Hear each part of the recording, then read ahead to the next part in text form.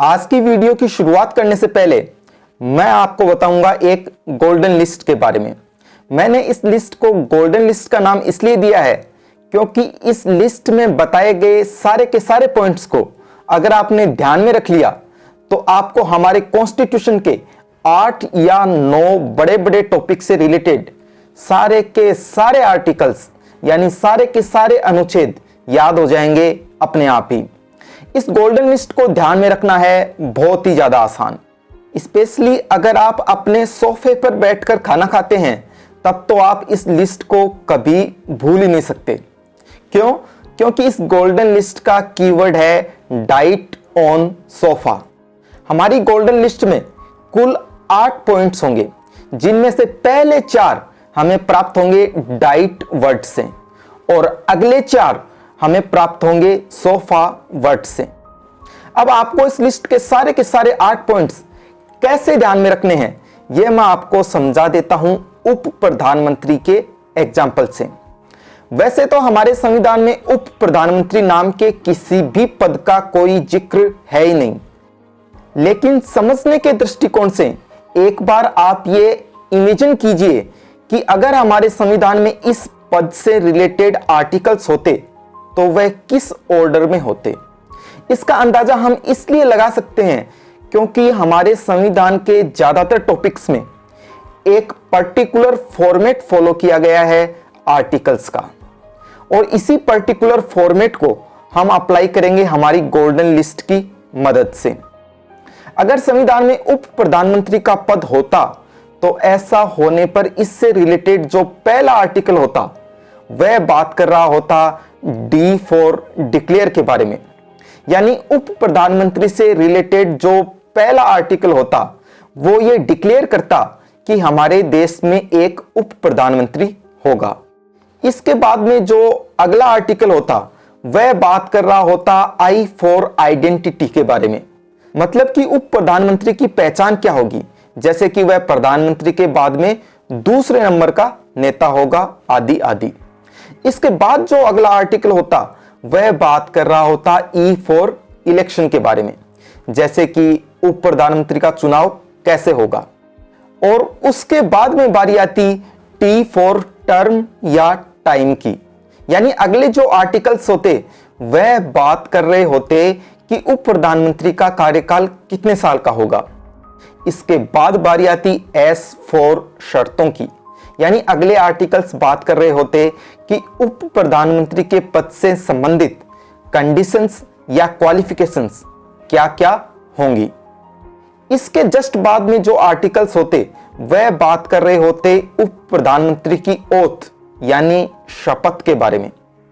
शपथ के बाद वाले आर्टिकल्स बात कर रहे होते एफ फॉर फिनिश, यानी उप प्रधानमंत्री को किस तरह से हटाया जा सकेगा अपने पद से, इस प्रोसेस के बारे में। और उप प्रधानमंत्री से रिलेटेड बिल्कुल एंड में जो आर्टिकल्स होते वह बात कर रहे होते इसकी एडिशनल पावर्स के बारे में, यानी कुछ शक्तियों या अधिकारों के बारे में। इस तरह से उप प्रधानमंत्री का एग्जाम्पल लेकर मैंने आर्टिकल्स का जो ये ऑर्डर या क्रम आपको बताया है यह फॉलो किया गया है हमारे संविधान के 8 या 9 बड़े बड़े टॉपिक्स में, इसलिए इसको मैंने नाम दिया है गोल्डन लिस्ट का। आइए अब हम देखते हैं कि आज के टॉपिक में हम किस तरह से अप्लाई कर सकते हैं हमारी इस गोल्डन लिस्ट को। पार्लियामेंट से रिलेटेड जो पहला आर्टिकल है आर्टिकल 79, वो ये डिक्लेयर करता है कि भारत में एक पार्लियामेंट होगी। इस आर्टिकल में पार्लियामेंट यानी संसद वर्ड में शामिल किया गया है 3 चीजों को। फर्स्टली प्रेसिडेंट यानी राष्ट्रपति, सेकेंडली काउंसिल ऑफ स्टेट्स यानी राज्यसभा, और thirdly and lastly house of people यानी लोकसभा। डिक्लेरेशन के बाद बात होगी आइडेंटिटी की। आइडेंटिटी से यहां मतलब होगा पार्लियामेंट के स्ट्रक्चर या संरचना से। कहने का मतलब कि अगले 2 आर्टिकल्स में पार्लियामेंट की बेसिक कंपोजिशन यानी आधारभूत संरचना के बारे में बात होगी। इसलिए आर्टिकल 80 बात करेगा राज्यसभा के कंपोजिशन के बारे में और आर्टिकल 81 बात करेगा लोकसभा के कंपोजिशन के बारे में। आर्टिकल 80 के मुताबिक राज्यसभा की अधिकतम सदस्य संख्या जो है वह हो सकती है 250 और वहीं आर्टिकल 81 के मुताबिक लोकसभा की जो अधिकतम सदस्य संख्या है वो हो सकती है 552। अब बारी आती है इलेक्शन की। पार्लियामेंट का इलेक्शन से रिलेटेड आर्टिकल है आर्टिकल 82। यहां पर बात की गई है इलेक्शन से रिलेटेड एक बहुत ही महत्वपूर्ण प्रक्रिया की जिसे कहते हैं डेलिमिटेशन यानी परिसीमन। आर्टिकल 82 के मुताबिक हर 10 साल बाद होने वाली सेंसस या जनगणना के पश्चात लोकसभा की सीटों के रीएडजस्टमेंट यानी पुनः समायोजन का काम किया जाएगा। यानी हर 10 साल बाद जनसंख्या चेंज होने पर लोकसभा की सीटों की संख्या भी चेंज हो जाएगी। हालांकि फिलहाल यह व्यवस्था है कि 2026 से पहले तो लोकसभा की सीटों की संख्या में कोई भी चेंज नहीं किया जा सकता। अब आर्टिकल 83 बात करेगा पार्लियामेंट के टर्म या ड्यूरेशन यानी समयावधि के बारे में।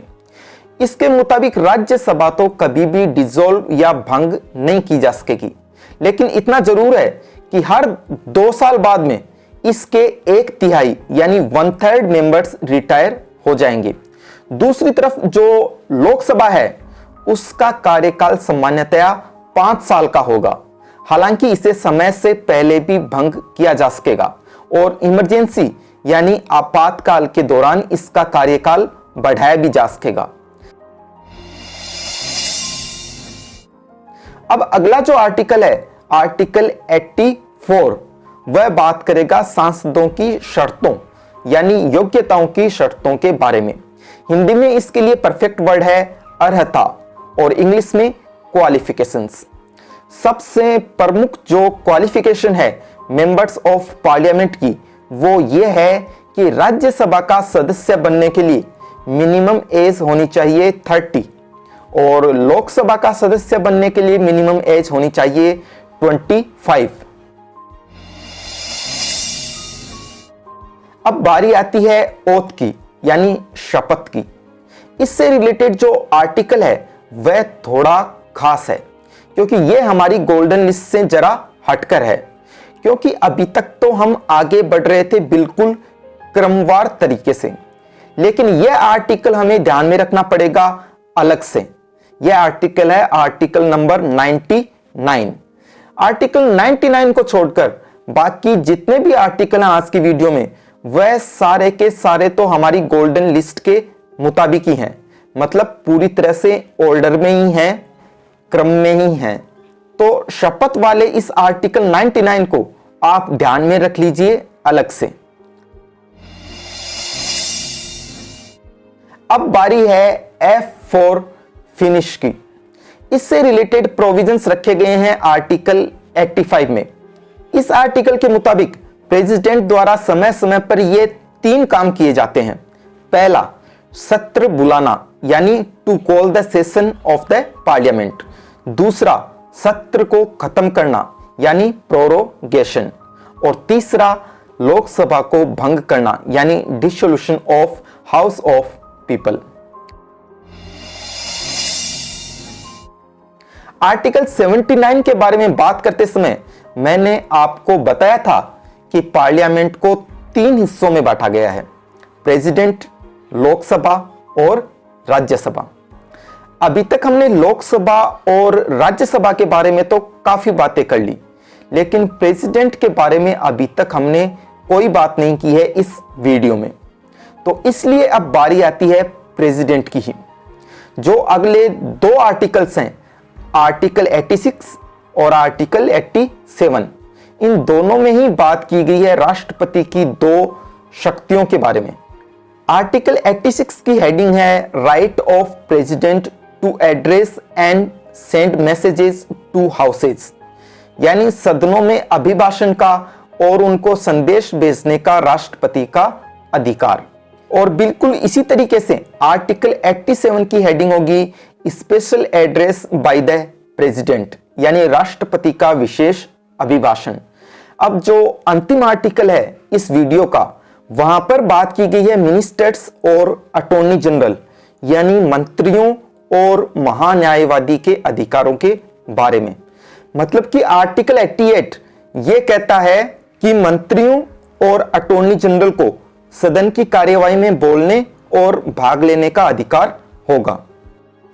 इस तरह आपने अच्छी तरह से जान लिया होगा कि अगर आप गोल्डन लिस्ट के सारे पॉइंट्स को ध्यान में रखते हैं तो पार्लियामेंट से रिलेटेड आर्टिकल नंबर 79 से 88 तक के जो 10 आर्टिकल्स हैं वह आपके ध्यान में रह जाएंगे बहुत ही आसानी से।